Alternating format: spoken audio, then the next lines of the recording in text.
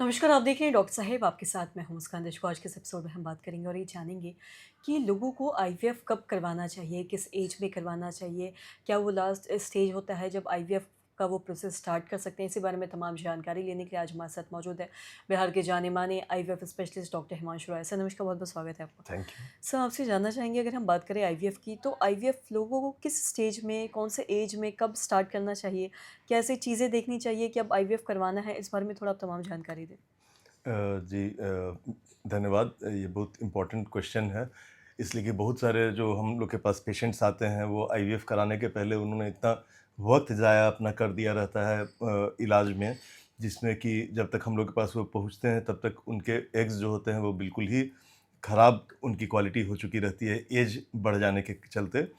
और कभी-कभी यूट्रस में भी कुछ-कुछ प्रॉब्लम रहता है और उसको वो लोग नेग्लेक्ट करते हैं और दवा का यूज़ बहुत लंबे दिनों तक होते रहता है। मैं ये नहीं बोल रहा हूँ कि अगर किसी को इनफर्टिलिटी हो तो वो डायरेक्ट आईवीएफ के लिए करवाएँ। लेकिन जो भी बाकी जो ट्रीटमेंट्स होते हैं उसके लिए एक टाइमलाइन फिक्स्ड होना चाहिए और वो डिपेंड करेगा कि बीमारी कितनी गंभीर है, पेशेंट की उम्र कितनी है, इन सब पे वो वैरी करता है।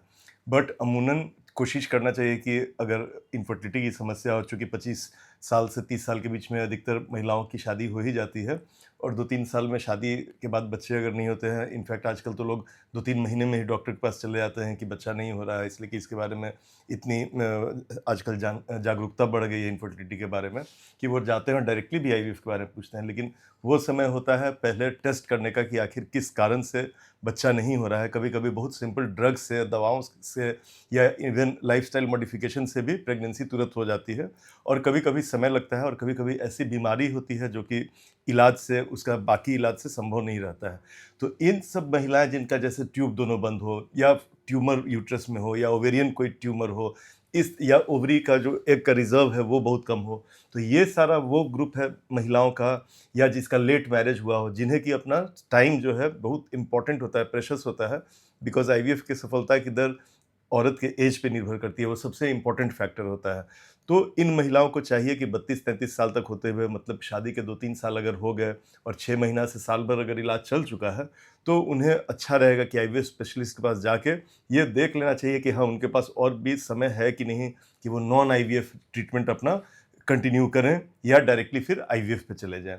इसलिए कि इस प्रॉपर एज में आईवीएफ कराने से आईवीएफ का सक्सेस रेट 40% 50% तक रहता है। यही सक्सेस रेट 35 ईयर्स के बाद 30% हो जाता है और हर साल 5-5% घटते हुए 40 साल आते-आते लगभग वो 5% या उससे भी कम हो जाता है। जी, आपने ऐज की बात की है, 40 इयर्स के बारे में बात की है। तो अगर हम आईवीएफ के बारे में बात करें, जैसे हमने सुना है कि अगर महिलाएँ बच्चों को प्लान कर रही हैं, तो किस एज तक, मतलब 30 से 35 तक के बीच में कर लेना चाहिए। तो वहीं अगर हम आईवीएफ के बारे में बात करें, तो क्या हम समझ सकते हैं कि 40 तक की एज तक ही आईवीएफ प्लान कर लेना चाहिए अगर करवाना है तो?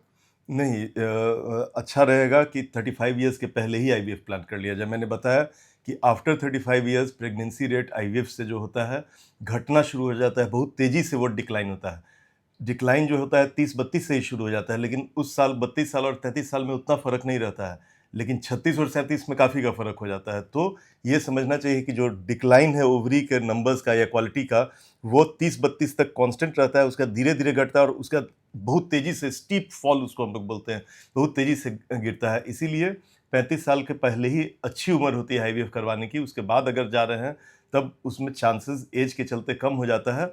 और अगर आपकी उम्र 40 साल से ज़्यादा है, आपका आईवीएफ पहले फेल हो गया है या एग्स का क्वालिटी या जो एम्ब्रियो बनते हैं उसका क्वालिटी अच्छा नहीं है, तो इन सब औरत ऐसी हैं जिन्हें कि एग डोनेशन या डिंब दान के द्वारा किसी यंग हेल्दी औरत से एग लेके आईवीएफ कराने से सफलता का चांसेस फिर 50-60% के जितना पहुंच सकता है। जी, सर बहुत-बहुत शुक्रिया तमाम जानकारी देने के लिए। तो आशा करते हैं दर्शकों की जो तमाम जानकारी है आपके लाभदायक रही हो। तो आज के इस वीडियो में इतना ही। अगर आपने तो चैनल को सब्सक्राइब नहीं किया तो तुरंत कर लें, साथ ही हमारे फेसबुक पेज को लाइक करें। वीडियो देखने के लिए आपका धन्यवाद।